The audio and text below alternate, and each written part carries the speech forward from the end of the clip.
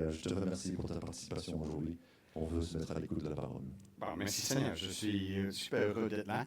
Je suis pas super habitué à pas pouvoir vous voir. Euh, Peut-être au-dessus de 50 ans, on devient trop vieux. Et donc, si quelqu'un a une petite casquette, ça va peut-être m'aider. Je vous invite d'abord, j'espère que la plupart d'entre vous, vous avez suivi un peu cette série dans 1 Samuel.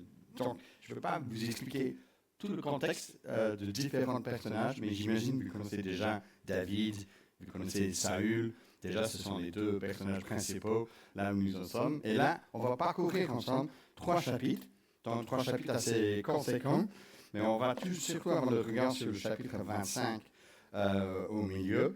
Mais pour nous aider, on va d'abord, je ne sais pas aussi, à un moment donné, est-ce qu'il va y avoir sur l'écran un peu le plan, les points principaux, vous allez voir. Donc ça, c'est encourageant pour moi. Je pense qu'il y a une erreur dans l'un de ces points, mais on y arrivera lorsqu'on voit ça ensemble. Donc je vous invite, si moi je peux juste prier avant de commencer, je pense que ce serait utile pour moi. Donc prions, chers amis, ensemble. Merci Seigneur que ta parole est encore vérité.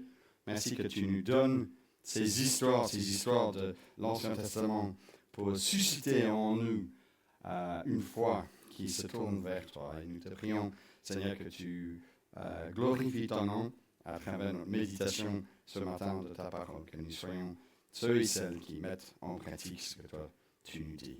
Nous te demandons cela au nom de Jésus. Amen. Donc nous sommes dans 1 Samuel, donc 1 Samuel chapitre 24 pour commencer. Et petit à petit, on va avancer. Peut-être vous savez que les Anglais sont... je suis d'origine britannique, un peu comme d'autres. Je suis aussi belge. J'habite juste ici, il y a 200 mètres. Et donc, si vous voulez venir manger à un moment donné, vous le pouvez, mais pas aujourd'hui, parce qu'on a d'autres invités. Mais sachez que c'est pas loin. Alors, les Anglais, apparemment, sont à l'origine du sandwich. Est-ce que vous appréciez un sandwich de temps à autre? Je l'aime bien. Apparemment, il y avait un homme, un comte de sandwich, the Earl of Sandwich, qui aimait jouer au poker à un moment donné, et il commandait sa viande avec 2 tranches de pain à un moment donné, parce qu'il voulait juste continuer à jouer sans devoir s'arrêter. Et d'où vient apparemment le début du sandwich. Et donc voici la contribution britannique de l'excellence culinaire du monde. Ce n'est pas quelque chose dont nous sommes forcément fiers. Mais des sandwichs, il y en a également dans la Bible. Et ça, vous verrez, parce que le chapitre 24 que nous avons ce matin et le chapitre 26, c'est comme 2 tranches de pain. Ils se ressemblent. Le contexte pour nous aider, c'est David est le roi désigné par Dieu. Il est en fuite face aux attaques du tenant du titre, Saül, le roi qui cherche à supprimer David parce que Saül, il sait, par le prophète Samuel, qui lui a dit ceci, que la couronne lui sera enlevée et donnée à sa place à David. Et donc, à 2 reprises, chapitre 25, chapitre 26, malgré sa fuite, David se trouve de manière inattendue dans une situation où il peut enfin prendre la vie de son adversaire. Donc, on va juste brièvement voir cela dans ces 2 chapitres. Okay? Donc, première tranche de pain, chapitre 24, verset 2 du chapitre 24. Donc, je lis, je pense, dans le second 21. Lorsque Saül fut de retour, après avoir poursuivi les Philistins, on vint lui dire, David est dans le désert d'En-Gedi. Saül prit 3000 hommes d'élite choisis sur tout Israël, et il alla à la recherche de David et de ses hommes jusque sur les rochers des Bouquetins. Il arriva à des parcs à brebis qui étaient près du chemin. Là se trouvait une grotte où il entra pour satisfaire un besoin naturel. David et ses hommes se trouvaient au fond de la grotte. Les hommes de David lui dirent, « Voici le jour où l'Éternel te dit, je livre ton ennemi entre tes mains, traite-le comme tu le jugeras bon. » David se leva et coupa doucement le pan du manteau de Saül. Après cela, il sentit son cœur battre parce qu'il avait coupé le pan du manteau de Saül. Il dit à ses hommes que l'Éternel me garde de commettre une telle action contre mon Seigneur, celui que l'Éternel a désigné par onction, qu'il me garde de porter la main contre lui, car il est celui que l'Éternel a désigné par onction. Par ces paroles, David arrêta ses hommes et les empêcha de se jeter sur Saül. Donc ça, vous avez compris, il y avait une occasion en or, là, pour David de prendre le devant. Parce que Saül, au moment où il faisait ses besoins, était faible. Mais David résiste à cette tentation. Plus tard, Saül, une fois qu'il a compris que David l'avait traité avec bonté, il dit ceci, verset 18 toujours, du chapitre 24. Il dit à David, « Tu es plus juste que moi, car tu m'as fait du bien, alors que moi, je t'ai fait du mal. Tu démontres aujourd'hui la bonté avec laquelle tu agis envers moi, puisque l'Éternel m'avait livré entre tes mains, et que tu ne m'as pas tué. Si quelqu'un rencontre son ennemi, le laisse-t-il poursuivre tranquillement son chemin? Que l'Éternel te récompense pour ce que tu as fait pour moi aujourd'hui. Maintenant, je sais que tu régneras et que le royaume d'Israël tiendra solidement entre tes mains. » Donc, une reconnaissance, c'est pas, de Saül par rapport au comportement de David. Maintenant, ça c'est la première tranche de pain. On arrive aux deuxième tranche en dessous, chapitre 26, lorsque son camp était installé sur la colline de Aquila, verset 3 du chapitre 26, en face du désert de David, de loin, il aperçoit David, Saül et ses hommes qui marchaient à sa poursuite une nouvelle fois. Il repère l'endroit où il y a le camp de Saül. Et maintenant, je lis à partir du verset 7 du chapitre 26. David et Abishai se rendirent de nuit vers la troupe. Entre dans le camp de Saül. Saül était couché et dormait au milieu du camp, et sa lance était fichée en terre. Près de sa tête, Abner et le reste de la troupe étaient couchés autour de lui. Abishai dit à David, « Dieu livre aujourd'hui ton ennemi entre tes mains. Laisse-moi donc le frapper avec ma lance, je le clouerai à terre d'un seul coup. Je n'aurai pas à m'y reprendre à deux fois. » Mais David a dit à Abishai, « Ne le supprime pas. En effet, qui pourrait impunément porter la main contre celui que l'Éternel a désigné par onction. » David ajouta, « L'Éternel est vivant, c'est à l'Éternel seul de le frapper. Soit que son jour soit venu et qu'il meure, soit qu'il descende sur un champ de bataille et qu'il y soit supprimé. Certes, par l'Éternel, je ne me risquerai pas à porter la main contre celui que l'Éternel a désigné par onction. Prends seulement la lance qui est près de sa tête, ainsi que la cruche d'eau et un en usant. » David prit donc la lance et la cruche d'eau qui étaient près de la tête de Saül, et s'en allèrent. Personne ne les vit, ni ne s'aperçut de rien, et personne ne se réveilla. Ils dormaient tous d'un profond sommeil, parce que l'Éternel les y avait plongés. Donc à deux occasions, 24 et 26, David aurait pu prendre la vie de Saül. Mais au lieu de faire cela, il amène avec lui chaque fois quelque chose de Saül qui donne la preuve à Saül qu'il avait la possibilité d'agir de la sorte et qui va présenter ces choses à Saül. Et je pense que nous savons de par notre propre expérience que si la même chose arrive deux fois sur nous, qui a des conséquences sur nous, à quel point c'est plus difficile de faire face à la deuxième occasion, n'est-ce pas? Prends un exemple bête, tu cuisines un grand repas pour accueillir l'ensemble de l'équipe de LifePoint à manger chez vous, parce que vous venez de lancer l'invitation. Il y a un gros plat dans le four, vous sortez le truc, ça brûle un peu ta main, tu lâches par erreur, tout est par terre. C'est difficile, je dois ramasser tout, je dois présenter mes excuses à mon épouse, etc. Ça prend du temps. Mais ok, ça arrive. Ensuite, je remets la chose dans la four, je prends la casserole au-dessus, et ça glisse dans ma main. Et la deuxième fois, alors à ce moment-là, c'est plus décourageant, n'est-ce pas? C'est plus difficile de garder son calme, de ne pas dire j'abandonne, jamais est-ce que j'inviterai des gens de LifePoint dans le futur.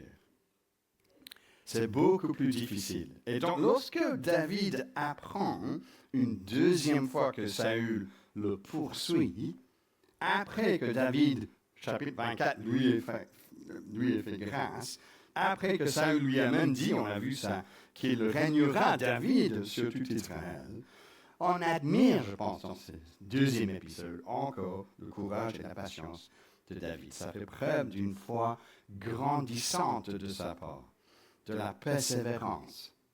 Donc voici les deux morceaux de pain. Mais le fait de constater cela nous mène à la viande, à la garniture, au milieu, chapitre 25. Car c'est là, je pense, où David lui-même est interpellé par une femme extraordinaire, Abigail, l'épouse de Nabal. Je pense que l'auteur biblique permet la pause que représente, d'une certaine manière, le chapitre 25 dans ce récit pour nous aider à voir, de par ce qui a lieu dans le chapitre 25, comment David, lui, a pu grandir, lui, dans sa foi, dans sa compréhension de ce qu'il doit faire. Et donc l'histoire du chapitre 25 démarre, comme vous voyez dans le texte, avec la mort du prophète Samuel. Samuel mourut, dit le premier verset. Samuel, donc, c'est le prophète qui a oint déjà Saül comme roi. Vous l'avez vu cela au chapitre 10.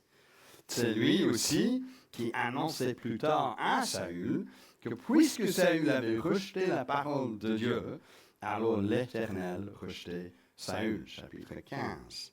C'est Samuel, au chapitre 16, ensuite, qui oint déjà David comme celui qui aura le trône après Saül. Et donc, étant donné le rôle majeur dans le livre jusque-là de Samuel, c'est pas étonnant que le texte continue au début du chapitre 25 en disant « Tout Israël se rassembla pour le pleurer et on l'enterra chez lui à Rama. » L'ombre, si vous voulez, de Samuel tombe sur l'ensemble de cet épisode encore à venir. Samuel avait pris la peine, lui, de rappeler au roi l'importance de l'obéissance au Seigneur.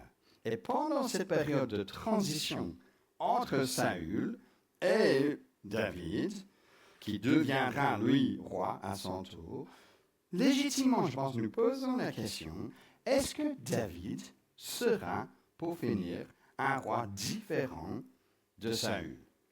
Ou est-ce que David deviendra lui aussi comme Saül? Parce que Saül a bien démarré aussi, n'est-ce pas? Et donc c'est cette histoire-ci, chapitre 25, qui permet à David de comprendre qu'il ne doit pas, lui, ressembler à Saül. Si l'histoire commence donc avec la mort de Samuel, l'histoire termine avec la mort de quelqu'un d'autre, Nabal. Alors qui est ce Nabal? Verset 2. Il y avait à Maon un homme très riche qui possédait des biens à Carmel. Il y avait 3000 brebis, 1000 chèvres, et il se trouvait à Carmel pour la tente de ses brebis. Le nom de cet homme était Nabal. Nabal dit, le verset 3, avait une femme qui s'appelait Abigail. C'était une femme pleine de bon sens et très belle. On aimerait bien que nos épouses soient toujours comme ça, n'est-ce pas? Tandis que son mari était dur et méchant dans sa manière d'agir. On aimerait bien que les maris de cette assemblée ne soient pas comme ça, chers amis. Donc, Samuel, sa mort signalée au début du chapitre, c'était un sage. Nabal, lui, était fou. Et Abigail dit cela plus tard au verset 25. Que mon Seigneur, elle parle à David, ne prête pas attention à ce méchant homme. C'est triste que je dois parler comme ça par rapport à son mari, n'est-ce pas? À Nabal, car il porte bien son nom. Il s'appelle Nabal et il y a chez lui de la folie, parce que Nabal signifie fou. De la folie parce qu'il s'est opposé à David, le roi désigné par Dieu. Et ça nous mène enfin, chers amis, à notre premier point que je pense que vous allez voir sur l'écran.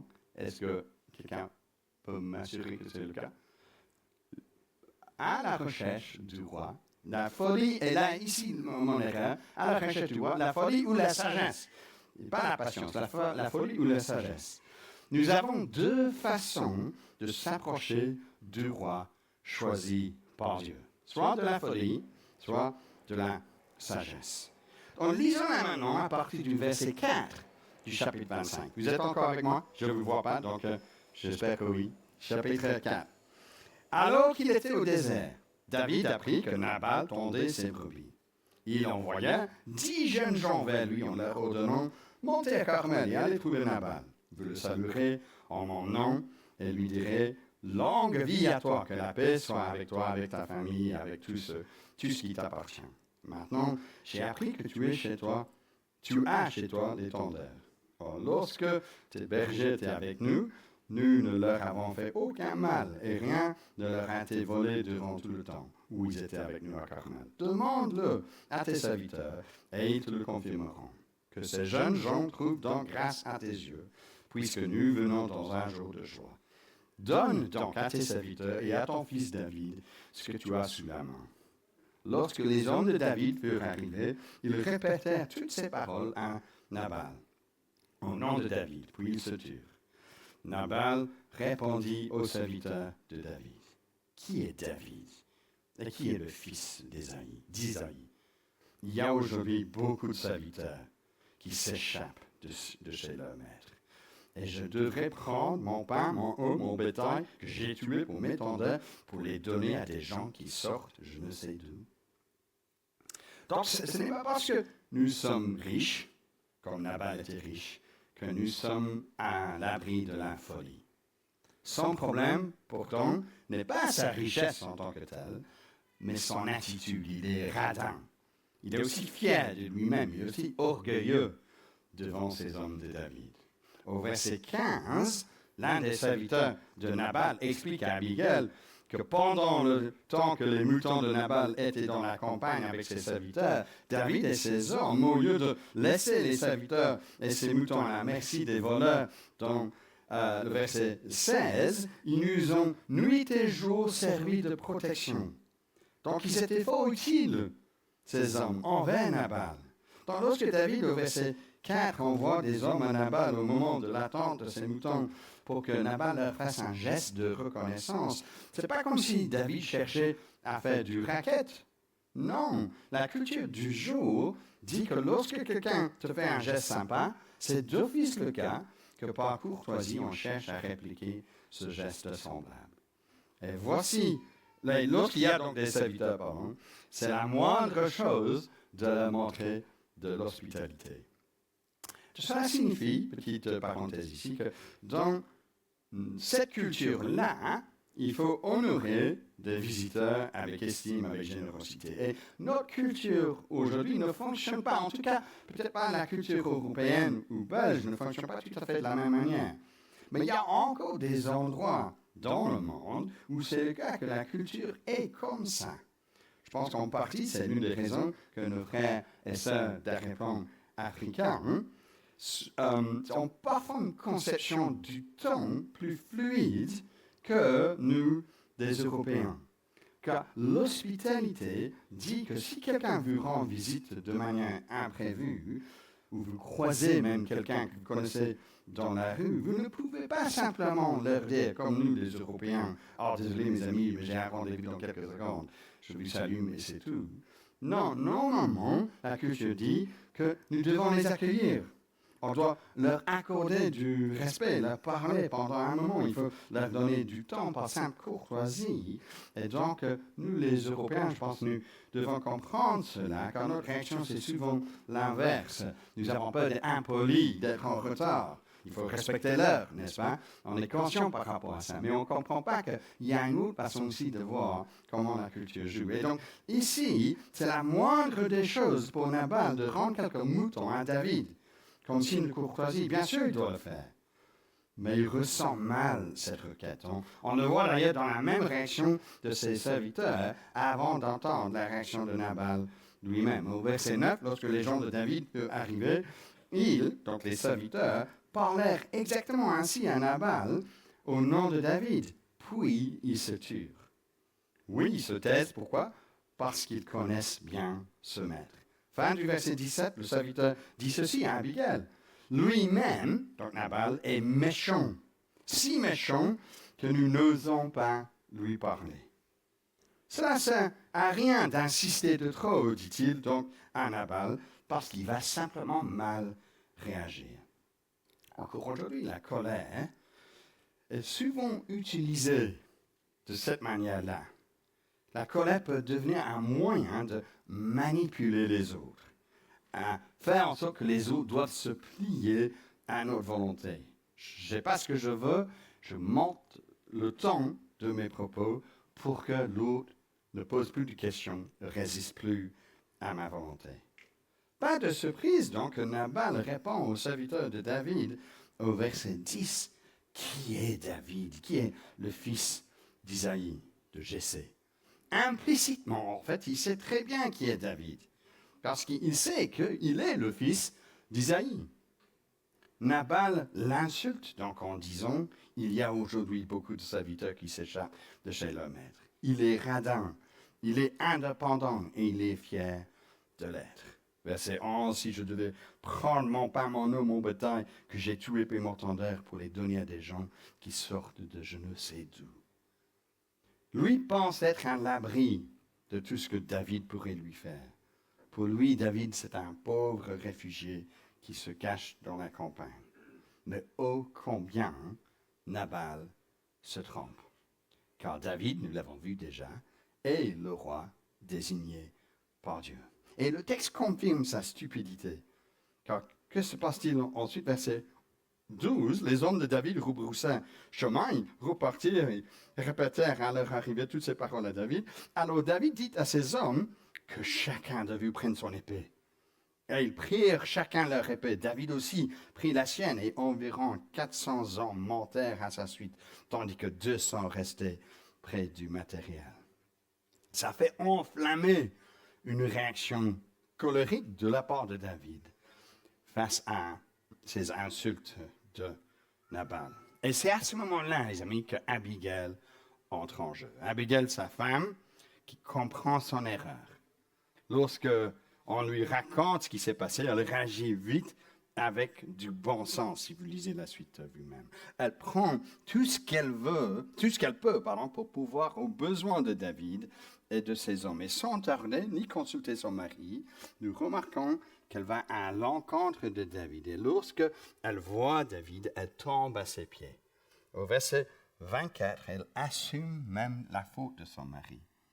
C'est ma faute, mon Seigneur. Permets à ta servante de te parler et écoute ses paroles. Verset 27, accepte ce cadeau que moi, ta servante, je t'apporte. À toi, mon Seigneur, et qu'il soit distribué aux hommes qui marchent à la suite de mon Seigneur. Pardonne la faute de ta servante. En effet, l'Éternel accordera à mon Seigneur une maison stable, car mon Seigneur soutient les guerres de l'Éternel et on ne trouvera jamais rien de mauvais chez toi. Alors, quelle différence y a-t-il, Abigail, par rapport à Nabal? De manière assez remarquable, même, elle se projette, Abigail, dans l'avenir, lorsque le Seigneur, en 2 Samuel, donnera des promesses à David par rapport à sa descendance. Verset 29, si quelqu'un se dresse pour te poursuivre et en veut à ta vie, ton âme, mon Seigneur, sera bien gardée avec les vivants auprès de l'Éternel, ton Dieu. En revanche, il enverra loin, comme avec une fronde, l'âme de tes ennemis, c'est-à-dire des gens comme Nabal. Elle sait, verset 30, que le Seigneur a promis même la royauté à David, qu'il sera chef sur Israël. Et donc, elle fait tout pour que David soit propice envers elle. Elle a compris que ce n'est pas sage de se retrouver du côté des ennemis de David. Cela, Nabal, évidemment, il découvre pour lui-même à la fin du verset 38. Environ 10 jours après, verset 38, le Seigneur frappa Nabal et il mourut.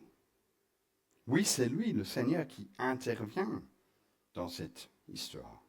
C'est ce que David comprend également, parce que lorsqu'il apprend la nouvelle, dit verset 39, « Béni soit l'Éternel, il a défendu ma cause dans l'affront que m'a fait Nabal, il a empêché son serviteur de faire le mal. L'Éternel a fait retomber la méchanceté de Nabal sur sa tête. » Donc Abigail prend des mesures nécessaires pour tenter sa chance d'apaiser la colère de David. Alors nous voici avec 2 approches, si vous voulez, à propos de ce roi choisi par Dieu. L'approche de Nabal, l'approche d'Abigail. Folie, sagesse. Et donc pour nous, ici, rassemblés ce matin en Belgique, à Bruxelles, en 2025, il n'est pas question de David, bien sûr, le roi désigné par Dieu, mais il est question du fils de David, le roi davidique par excellence, le Seigneur Jésus-Christ. Et encore aujourd'hui, nous pouvons remarquer que ces deux approches restent en vigueur, de la folie, de la sagesse. Beaucoup de ceux qui ne voient pas pourquoi aujourd'hui ils doivent réagir différemment par rapport à Jésus-Christ ont un raisonnement qui n'est pas fort différent que le raisonnement de Nabal. Puisons cela quelques instants. Certains ne croient pas que Jésus est si important aujourd'hui et ils diraient, mais Jésus, qui est-ce? Un charpentier israélite qui a vécu sur terre il y a plus de 2000 ans et vous me demandez de me soumettre à lui. Il ose un tel homme réclamer mon obéissance. Non, merci. Mais évidemment, dans ce cas, une telle personne ignore que c'est Jésus, Jésus-Christ, le Seigneur Jésus dont nous avons affaire, qui a vaincu la mort, qui règne aujourd'hui. D'autres personnes diront qu'ils sont trop indépendants, vous savez, pour que Jésus doit être mon maître. Jésus, oui, ordonne que nous nous renonçons à nous-mêmes si nous sommes ses disciples pour le suivre. Mais beaucoup aujourd'hui sont inconfortables avec cette idée de devoir suivre Jésus.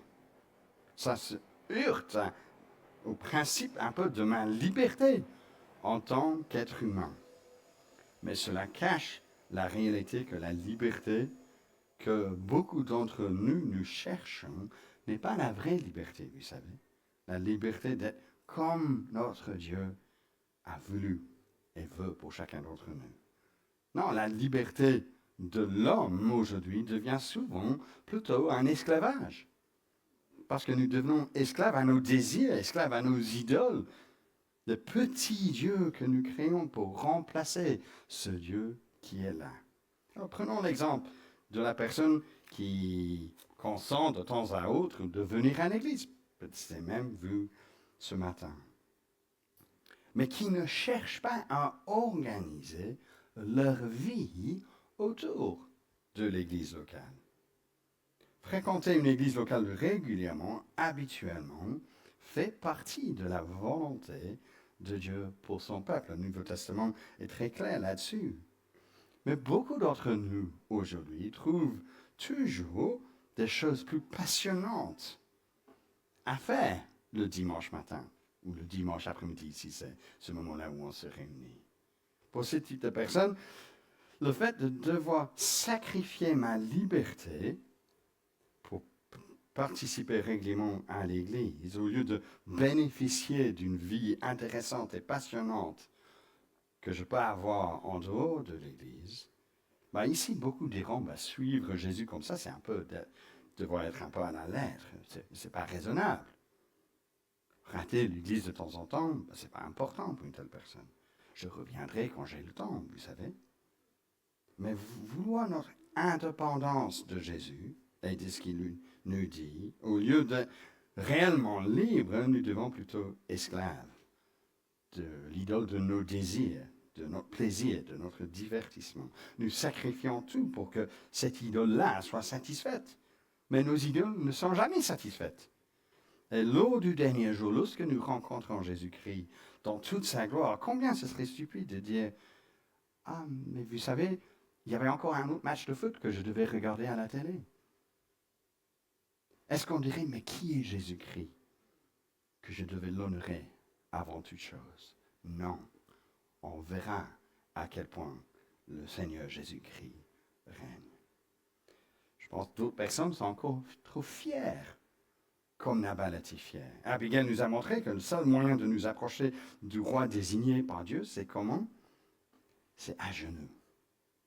Nabal, lui, il tenait debout, fier de ce qu'il était. Jésus-Christ, le roi désigné par Dieu, il n'est pas impressionné par notre fierté, vous savez. J'étais une fois avec un homme lors d'un événement de notre église. Je lui ai dit comment est-ce qu'il voyait un avenir s'il devait rencontrer Dieu sans être pardonné par Jésus-Christ. Vous savez comment il m'a répondu? « Ah, j'ai pas de crainte, pas de souci. Moi et Jésus, on est sur le même rang. Qui est-il pour me dire ce que je dois faire? Et j'étais surpris d'une telle réaction, parce qu'une telle réaction n'est pas bonne. Mais nous ne devons pas avoir fierté non plus dans nos accomplissements religieux, chers amis, devant Dieu. Parce que là, maintenant, nous avons peut-être maintenant la personne entière qui dit, vous savez, moi, ça fait 52 semaines sur 52 que je suis présent dans mon église locale. Ça doit compter pour quelque chose, non? Je peux être fier par rapport à toutes ces autres personnes qui ne sont pas suffisamment sérieuses. Non. Jésus fait grâce à ceux qui reconnaissent leur besoin de pardon. Donc certains sont trop fiers, d'autres sont trop confortables. Nabal ne voyait pas besoin de David dans sa vie. Il lui manquait la seule chose qu'il lui fallait, de reconnaître que David est le roi choisi par Dieu. Une relation rétablie avec le roi désigné par Dieu, c'est la seule chose qu'il nous faut. Nous aussi, pendant un temps, tu peux sembler confortable dans notre vie, sans Dieu, sans Jésus, sans problème. Et ce confort peut nous rendre aveugles à notre besoin primordial de nous réconcilier avec le roi des rois. Donc, approchons-nous de Jésus avec sagesse et pas avec folie. Réconcilions-nous avec lui avant qu'il soit trop tard, comme c'était le cas pour Nabal. Alors ça, c'était notre premier point. Je pense que le deuxième point, ça va aller un peu plus vite. La vengeance ou la bonté. La vengeance ou la bonté. Deux façons de réagir face à l'injustice. Parce que nous voyons à quel point Abigail change aussi l'histoire de David. Verset 22. Que dit David? Que Dieu traite ton serviteur David avec la plus grande sévérité. Si je laisse en vie jusqu'au matin un seul homme parmi tous ceux qui appartiennent à Nabal. Donc là, on voit un trait de caractère de David qui n'était pas présent dans le chapitre 24. Pour maintenant ceux qui se rappellent de cela. Où David ne voulait même pas toucher Saül. Il savait qu'il ne devait pas poursuivre cette voie. Mais maintenant, c'est un autre David qui veut se venger. Oui, peut-être vous dites, c'est pas Saül ici dont nous avons affaire, c'est Nabal.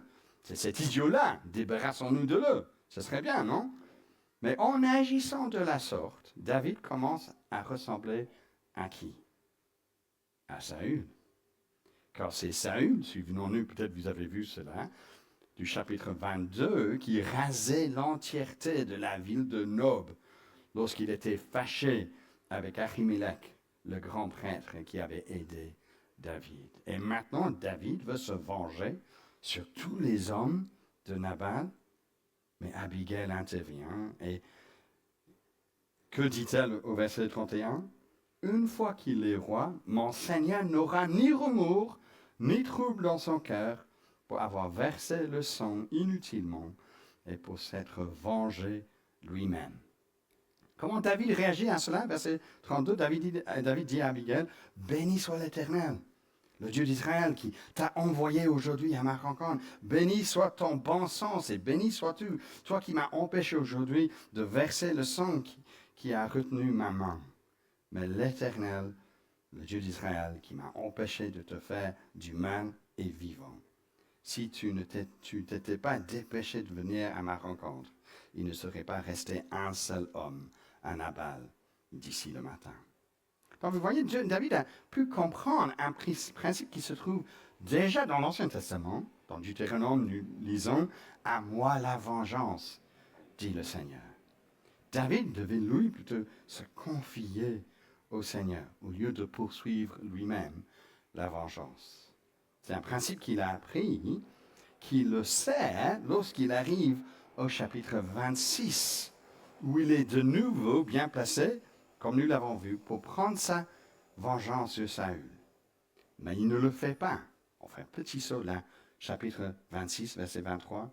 L'Éternel traitera chacun en fonction de sa justice et de sa fidélité. En effet, il t'avait livré aujourd'hui entre mes mains, et je n'ai pas voulu porter la main sur celui que l'Éternel a désigné par onction. Tout comme aujourd'hui, ta vie a eu beaucoup de valeur à mes yeux, ma vie aura beaucoup de valeur aux yeux de l'Éternel, et il me délivrera de toute détresse. David fait quoi? Il suit le chemin tracé pour lui par Dieu. Il ne saisit pas le royaume par la force. Il patiente, même si cela signifie de la souffrance pendant un temps. Et en ce faisant, bien sûr, David pointe du doigt le Seigneur Jésus-Christ, le Fils de David. 1 Pierre, chapitre 2, peut-être si vous avez cela sous les yeux, ce serait utile. 1 Pierre 2, verset 23, parle de Jésus qui insultait, ne rendait pas l'insulte, maltraitait, ne faisait pas de menaces, mais s'en remettait à celui qui juge justement.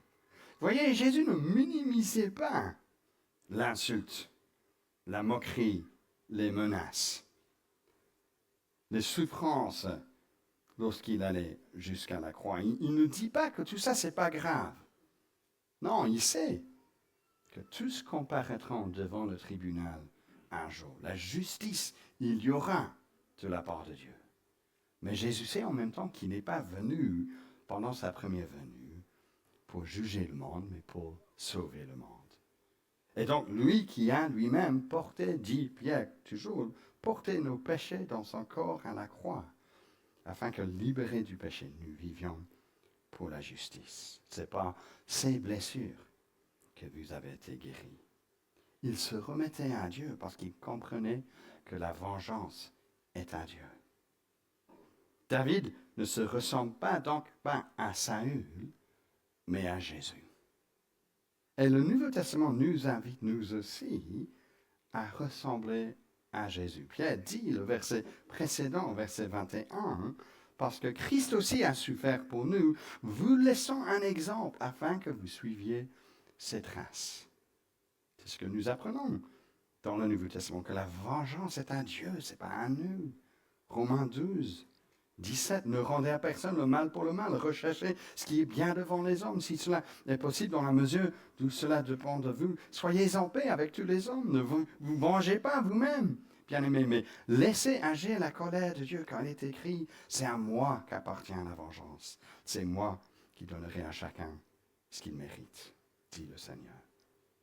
Paul qui écrit ça, il sait que nous courons, même les croyants de la Nouvelle Alliance, le danger encore de vouloir imposer notre propre justice. Et la vengeance aujourd'hui continue à prendre beaucoup de forme, même pour des croyants d'une église locale. Au sein de l'église, nous pouvons nous venger parce que nous nous sentons blessés par quelqu'un. Et comment est-ce que nous prenons notre vengeance? Par la silence, en boudant, en ne cherchant pas à parler à cette personne, en la punissant ainsi. Ou par peut-être des petites remarques cassantes au sujet de quelqu'un d'autre, qui remet la personne à sa place, qui fait comprendre que la personne nous a blessés. Ou peut-être parce que nous parlons derrière le dos de quelqu'un de notre Église pour noircir sa réputation.